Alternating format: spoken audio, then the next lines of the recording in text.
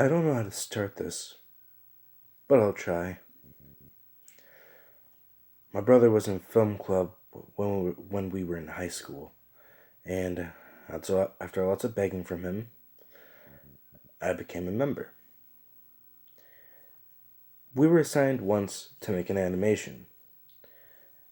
When we came home that day, my brother was acting strange and said in a low voice that he needed to start on his animation immediately.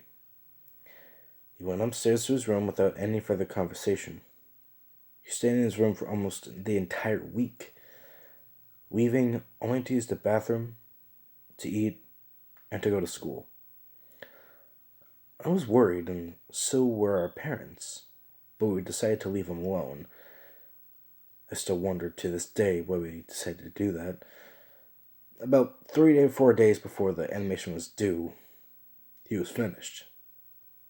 I asked to see it, but he said no, even when I offered to let him see mine.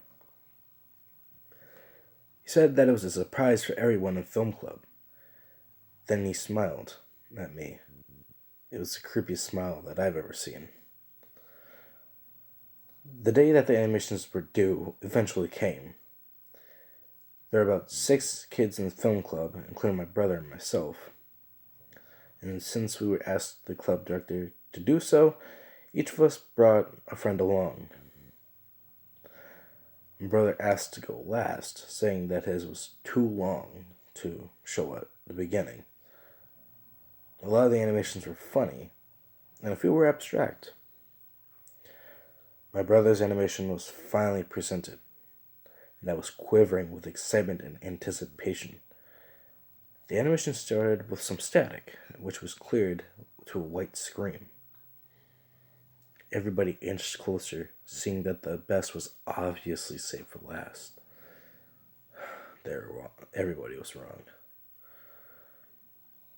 The white faded to something that I faintly recognized. A screenshot of the opening card from Little Bear. Little Bear was shown we used to watch when we were kids. The title appeared to read in very crude handwriting, Little Bear and the Big Red Book. The animation started out like a normal Little Bear episode. Little Bear was playing out in the yard, playing fisherman.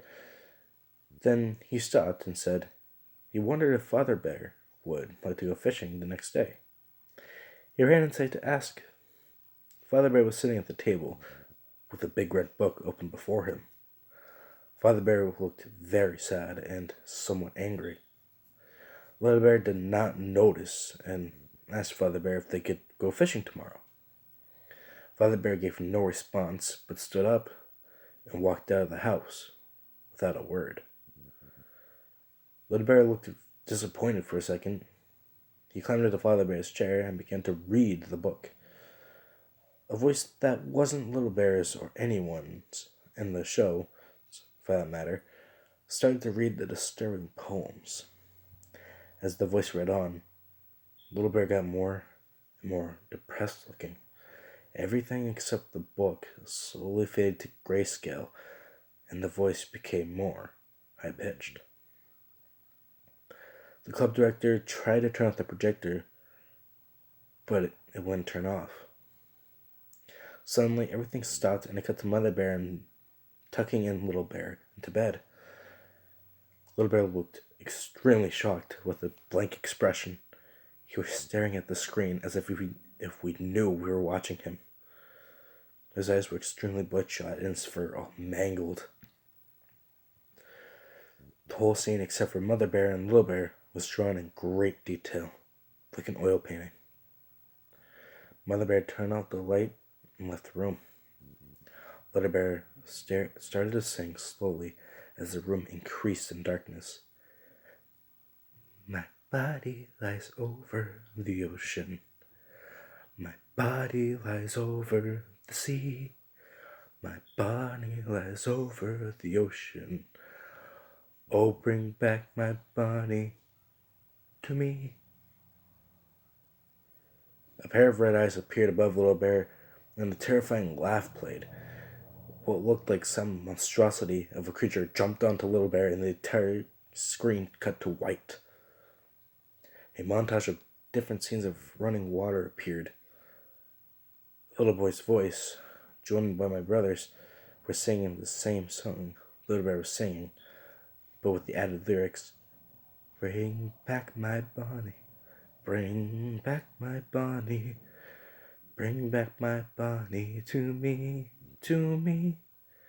Bring back my Bonnie, bring back my Bonnie, bring back my Bonnie to me." Then it faded to a picture of me when I was a child, standing next to a grave with my mother's name on it.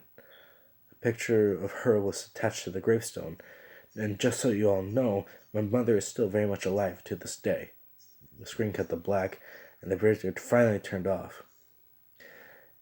And that was the end of it. Everyone was shocked. The club director asked everyone to leave except for my brother. My best friend and I went to my house and to discuss the movie. I don't know how or where he got that picture of me standing next to my mother's grave, I told him. He looked at me confused. "No," he said, "that picture was of me standing next to my mother's grave." We both freaked out. When we asked my friend's parents if we could spend the night, to which they obliged. We spent the rest of the night talking about the movie. Then the next day was Saturday, and my mother told us that my brother was arrested. The Monday we came back to school, we found out that there was an assembly, and that the other 4 kids in film club and the 5 kids that were visiting committed suicide and killing their parents. The film director quit his job and never returned to class. And when I came home that day, I found out that my brother was put in prison with a life sentence for 18 counts of murder and 1 count of public disturbance. He was never released, and there was no possibility of parole.